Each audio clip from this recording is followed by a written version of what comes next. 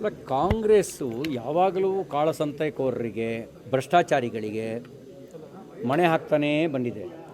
ಕಾಂಗ್ರೆಸ್ಸು 60ರ ದಶಕದಿಂದ ಈ ಒಂದು ಕಾಳಸಂತೆಕೋರರನ್ನು ಭ್ರಷ್ಟಾಚಾರಿಗಳನ್ನು ಪ್ರೋತ್ಸಾಹಿಸ್ಕೊಂಡು ಬಂತು ವ್ಯವಸ್ಥೆಯೊಳಗೆ.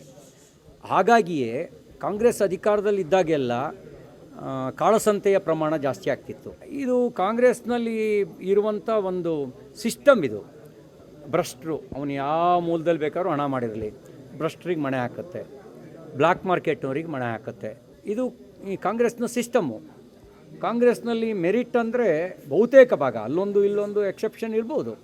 ಮೆರಿಟ್ ಅಂದರೆ ಅಕ್ರಮ ಹಣ ಸಂಪಾದನೆ ಮಾಡೋದು ಕಾಂಗ್ರೆಸ್ನಲ್ಲಿ ಮೆರಿಟ್. ಅದು ನಿಮ್ಗೆ ಯಾರಿಗಾರು ಅನುಮಾನ ಇದ್ದರೆ ಒಂದು 10, 20, 30, 40 ಜನರು ಒಂದು ಟ್ರ್ಯಾಕ್ ರೆಕಾರ್ಡನ್ನ ತೆಗೆದು ನೋಡಿ.